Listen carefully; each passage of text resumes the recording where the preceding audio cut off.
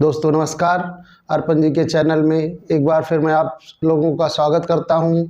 इससे पहले वाली वीडियो में हम लोगों ने छंद देखा था। आज हम लोग रस को पढ़ेंगे और रस को इतनी शालीनता से पढ़ेंगे कि 10-15 मिनट तक की वीडियो से आप रस निकालना सीख जाएंगे।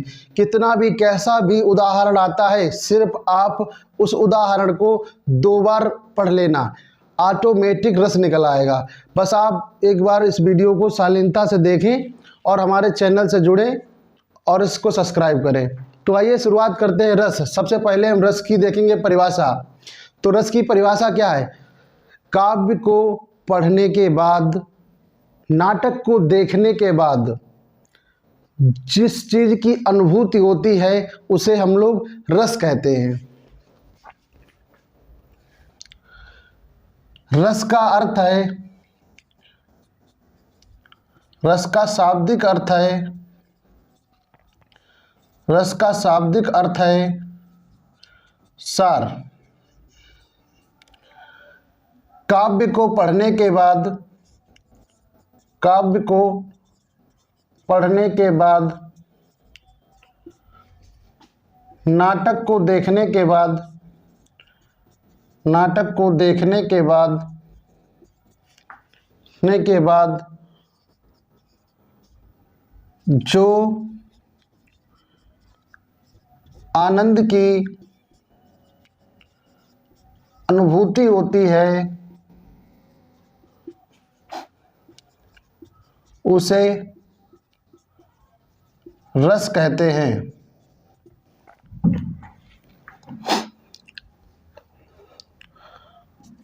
भरत मुनि ने रस की संख्या 8 मानी है, जबकि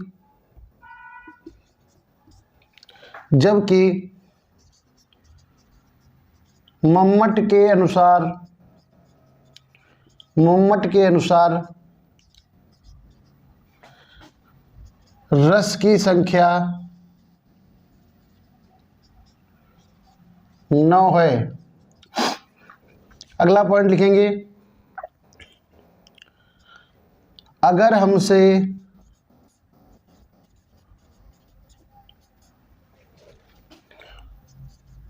कुल रसों की संख्या पूछी जाए,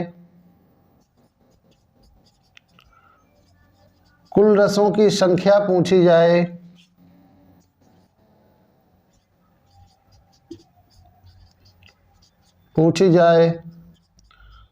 तो 11 है। कुल रसों की संख्या कितनी है? अगर पूछा जाए भरत मुनि ने रसों की संख्या कितनी मानी है तो 8 मानी है। मम्मट के अनुसार रसों की संख्या 9 है।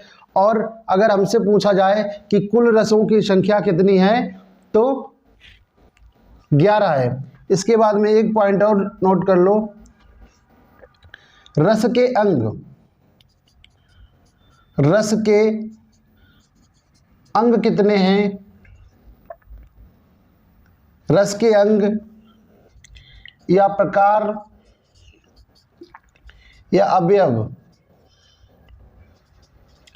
रस के अंग या प्रकार या अवयवों की संख्या 4 है। इसकी संख्या कितनी है? 4 है। आइए हम एक चित्र बनाएंगे और उसके माध्यम से देखेंगे।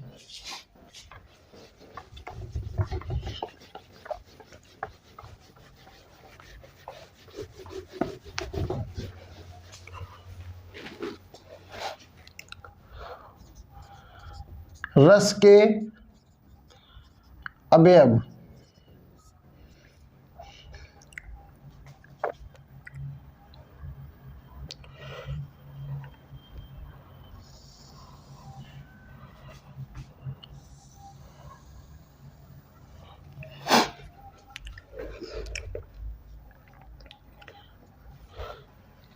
तो रस के 4 अवयव कौन से हैं? सबसे पहला आता है स्थायी भाव।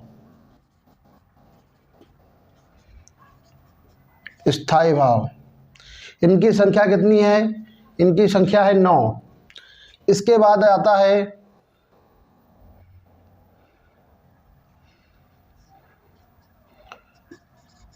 विभाव। विभाव की संख्या कितनी है? 2।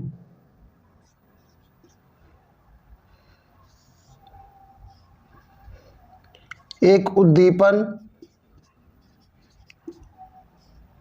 दूसरा आलंबन। एक उद्दीपन, दूसरा आलंबन। आलंबन के 2 भाग हो जाते हैं। एक हो जाता है आश्रय आलंबन, आश्रय आलंबन। एक हो जाता है विषय आलंबन।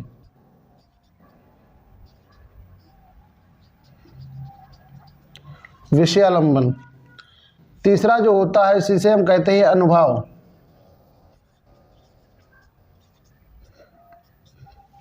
अनुभाव। अनुभाव की अगर बात करें तो अनुभाव हर किताब में अलग अलग तरीके से दिए हैं। किसी में 2 मिलते हैं, किसी में 4 मिलते हैं। वैसे तो कहीं कहीं इनका उल्लेख सात्विक,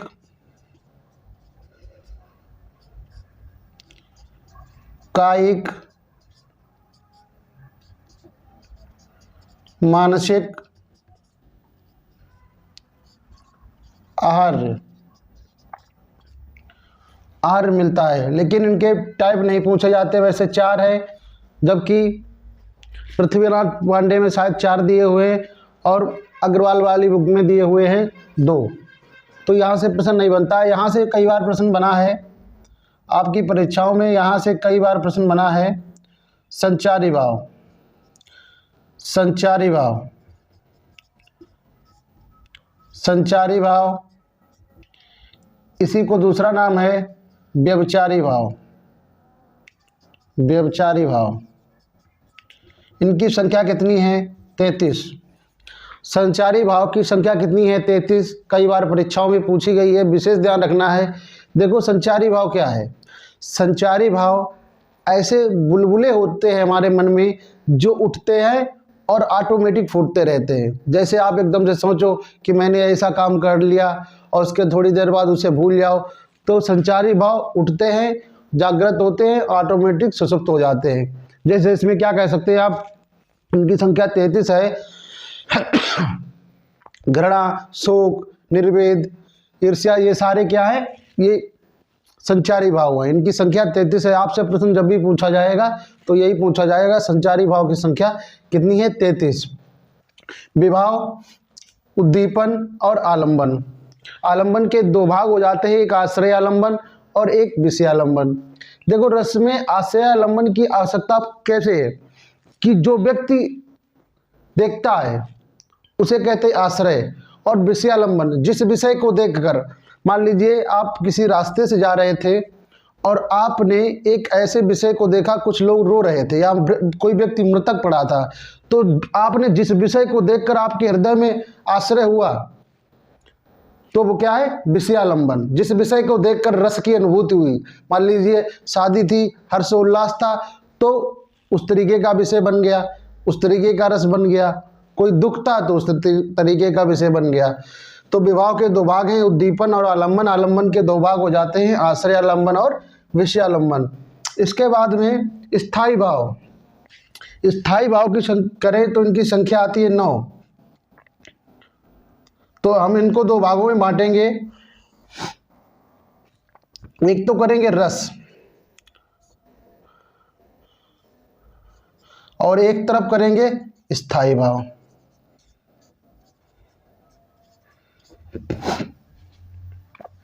रस में सबसे पहले हम लेंगे श्रृंगार। श्रृंगार की बात करेंगे तो श्रृंगार का स्थायी भाव होता है रति। श्रृंगार का स्थायी भाव होता है रति। रति को हम 2 भागों में बांटेंगे, एक संयोग और एक वियोग। रति को हम दो भागों में बांटेंगे, एक संयोग और एक वियोग। तो अब इसमें क्या होता है, हमसे उदाहरण दिए होते हैं और उदाहरण के माध्यम से हमसे पूछा जाता है कि इसमें कौन सा रस है, संयोग है कि वियोग है कि श्रृंगार है, मतलब पूरा पूछा जा सकता है। तो इसमें क्या होता है, संयोग वाले में नायक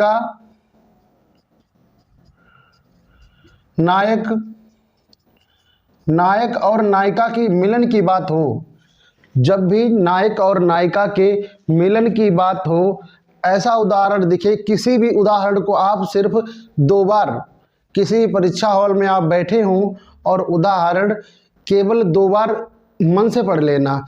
आपने अगर गहनता से 2 बार एग्जाम्पल पढ़ लिया, ऑटोमेटिक निकल आएगा कि इसमें कौन सा रस है। कैसे, देखिए, जब नायक और नायिका की मिलन की बात हो, राधा कृष्ण के मिलन की बात हो, तो होगा यहाँ पर कौन सा, संयोग श्रृंगार। जैसे संयोग श्रृंगार की अगर बात करें तो इसमें आता है, एक उदाहरण आता है कि राम को रूप निहारती जानकी, के कर कंगन की परछाई, कि सीता राम के रूप को निहार रही हैं। तो अब आपको लग रहा है कि यहाँ पे मिलन की बात हो रही है, आपने एग्जाम्पल को 2 बार से पढ़ा और आपने देखा कि राम को रूप निहारत जानकी, के कर कंगन की परछाई, कि अपने अंगूठी की परछाई से देख रही है किसकी, राम की परछाई। तो यहाँ पर क्या हो गया, संयोग, नायक और नायिका के किसकी, राम और सीता के मिलन की बात हो रही है, राधा कृष्ण के मिलन की बात हो रही है। यहाँ पर वियोग, वियोग का क्या मतलब है, बिछड़ना। जब नायक और नायिका बिछड़े, अब ये तो आप लोग जानते ही हैं, बताने की जरूरत तो है नहीं, बिछड़ना किसे कहते हैं। तो वियोग, अब वियोग की कहानी कहाँ पर बनेगी, देखो, वियोग में कभी कभी क्या होता है, लोग शोक को भी कर देते हैं। तो वियोग जब किसी चीज की जुदाई हो, अलग हो, तब वियोग होता है। और शोक होता है जब व्यक्ति मृतक हो जाए, तब वहां पर शोक होता है। तो ध्यान रखना, कई तरीके से एग्जाम्पल होते हैं, सिर्फ 1-2 बार पढ़ने से ही पता चल जाता है कि इसमें कौन सा रस होगा। जैसे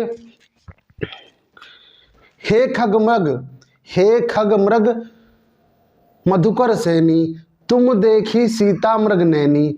अब देखिए, बिछड़ने की बात हो रही है, राम क्या किसको ढूंढ रहे हैं, सीता जी को ढूंढ रहे हैं, तो बिछड़ने की बात हो गई, तो यहाँ पे कौन सा हो जाएगा, वियोग श्रृंगार। हे खगमग मधुकर श्रेणी, तुम देखी सीता मृग नैनी। दूसरा एक उदाहरण और है, जब उद्धव जाते हैं, कहाँ, गोपियों के पास जाते हैं, निस्दिन बरसत नैन हमारे, निस्दिन बरसत नैन हमारे, सदा राहत पावत ऋतु हम पर, जब से श्याम सिधारे। गोपियाँ कह रही हैं उद्धव से, जब से श्री कृष्ण यहाँ से गए हैं, जब से हमारे ऊपर वर्षा ऋतु बनी रहती है, सदा हमारे आंसू बहते ही रहते हैं। अब देखिए, आप जुदाई की बात हो रही है, तो कौन सा श्रृंगार होगा यहाँ पर, वियोग श्रृंगार। जब मिलन की बात हो संयोग और बिछड़ने की बात हो तो वियोग। इसके बाद में हम बात करेंगे वीर रस।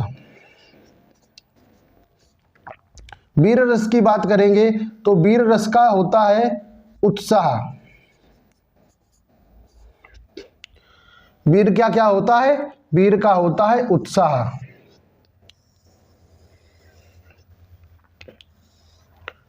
अब देखिए, इसमें भी आप समझ सकते हैं वीर रस। अब कहीं पर वीरता का उल्लेख मिले, आपने कोई एग्जाम्पल देखा और उसको 2-3 बार पढ़ा, 2 बार पढ़ा, जैसे ही आपको लगा कहीं वीरता का उल्लेख दिखाई दे रहा है, आपने तुरंत देखा वीर रस, और इसमें उत्साह की बारी मालूम पड़ रही है। जैसे वीर तुम बढ़े चलो, धीर तुम बढ़े चलो। अब देखो, इसमें वीरता की बात दिखाई दे रही है, तो यहाँ पे क्या होगा, वीर रस, वीर रस होगा। उसके बाद में हम बात करते हैं तो रौद्र।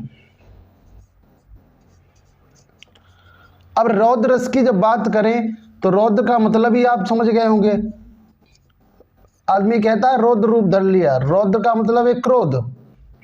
अब क्रोध आ गया, अब उसने क्या कहा, रौद्र, रौद्र का उदाहरण कोई देखिए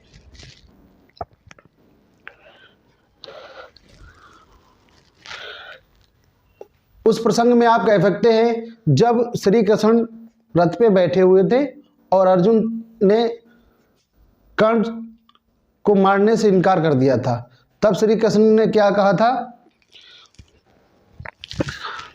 श्री कृष्ण ने कहा था, श्री कृष्ण के सुन वचन, श्री कृष्ण के सुन वचन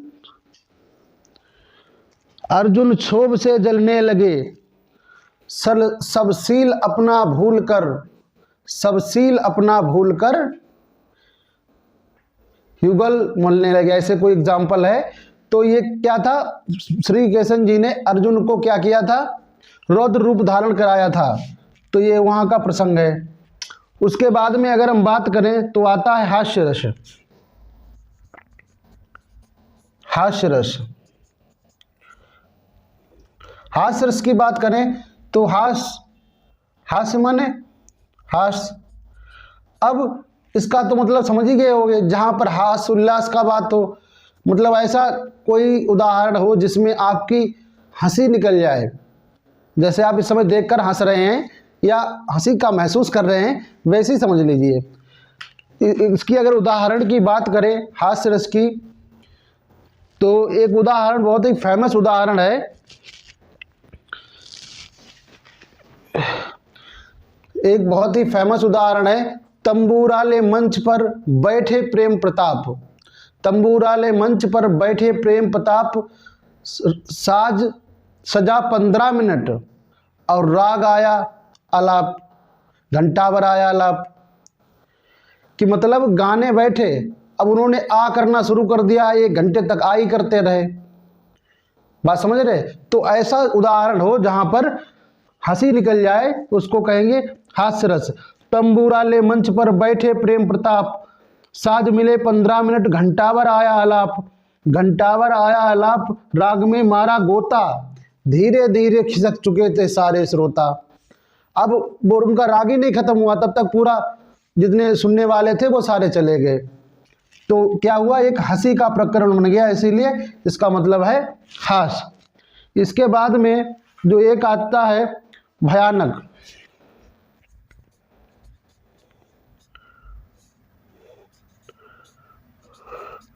भयानक का मतलब होता है भय, भयानक का मतलब होता है भय। इसके बाद में बचा है आपका करुण।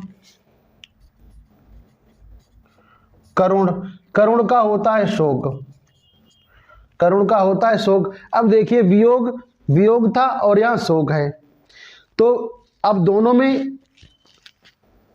में आंसुओं का तो आना संभव है, लेकिन डिसाइड कैसे करोगे कौन सा शोक है और कौन सा वियोग है? तो इसमें एक उदाहरण मिलता है, जब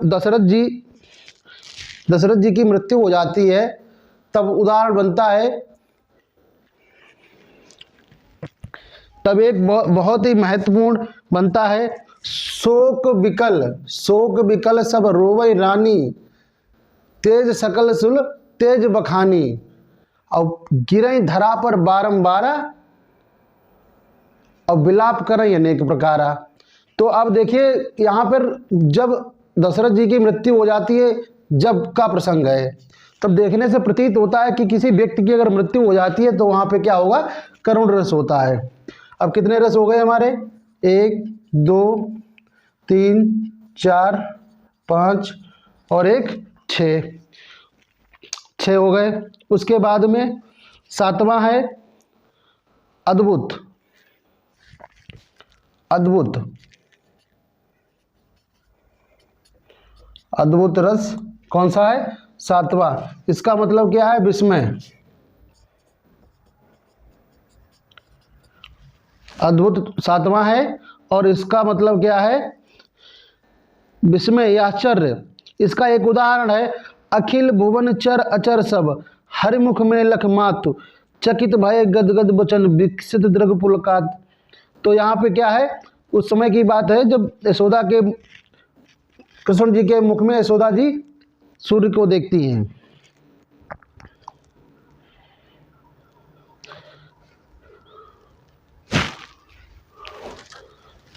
7 हो गए। अब 8वां कौन सा बचा है?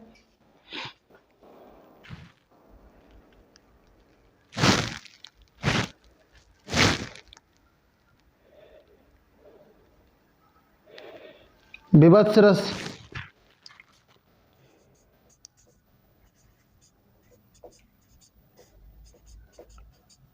सातवां कौन सा है? विभत्स रस। इसका मतलब क्या है? जुगुप्सा, मतलब घृणा। अब कोई ऐसी चीज, आपने कोई ऐसा उदाहरण देखा जिसमें आपको घृणा प्रतीत हुई। घृणा प्रतीत हुई मतलब बहुत गंदी चीज दिखाई दी, तो आपने उसमें देखा विवश रस या जुगुप्सा हो सकता है। सिर पर बैठो काग, आंख दो निकारत, सियार उर्धारत। अब उसमें इस उदाहरण में कहीं भी शरीर के साथ आपको छेड़खानी दिखाई दे रही हो, शरीर के दुर्दशा की बात हो रही हो, किसी का भी शरीर हो सकता है, चाहे वो जानवर का हो, व्यक्ति का हो, कैसा भी हो, शरीर के साथ अगर दुर्दशा की स्थिति दिखाई दे रही हो तो वहां पर विभत्स रस या जुगुप्सा होता है।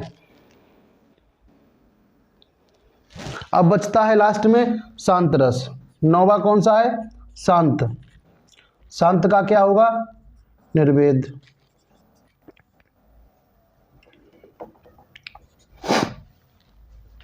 शांत का क्या है? निर्वेद। अब इसको भी उदाहरण के माध्यम से आप जान पाएंगे। उदाहरण पढ़ोगे और जैसे ही ऑप्शन चेक कर लेना, निम्नलिखित में से कौन सा ऑप्शन मैच नहीं कर रहा, शेष जो बचेगा उसको शांत कर लेना, क्योंकि शांत रस वास्तव में शांति है। इसके बाद में जो 2 रसों की बात की गई है कि 9 तो ये हो गए, ये किसने माने थे? मम्मट जी ने 9 रस माने थे, 8 माने थे भरत मुनि जी ने। अब 11 कैसे होते? एक बचता है वत्सल रस और एक भक्ति रस। तो कुल रसों की संख्या पूछे तो 11, और भरत मुनि के अनुसार 8, और मम्मट के अनुसार पूछे तो 9। बस यहीं से प्रश्न बनता है, इससे बाहर रस से प्रश्न नहीं जाता है। कोई भी उदाहरण आप पढ़ते हैं, सिर्फ आप 2 बार उस उदाहरण को मन से पढ़ लेना। जैसे ही 2 बार पढ़ोगे तुरंत समझ में आ जाएगा, ऑप्शन चेक करना सीधे और तुरंत ठीक हो जाएगा। बाद बाकी समय खराब करने के लिए आप चाहे कितना भी पढ़ लीजिए। तो कोई भी उदाहरण पढ़ो और उसे मन से पढ़िए, और इतनी चीज़ें पता होनी चाहिए, ऑटोमेटिक आपका कैसा भी उदाहरण हो, क्योंकि उदाहरण कोई 1-2 तो है नहीं, लाखों उदाहरण है। अब इतने उदाहरण है आप तो याद नहीं कर सकते, सिर्फ अगर पता है तो आप निकाल सकते हो कि यहाँ पर किस कंडीशन की बात हो रही है। तो ये इतनी देर की वीडियो में आप चाहो तो रस कंप्लीट कर सकते हो, और इससे बाहर प्रश्न भी नहीं जाना है। ठीक है, आज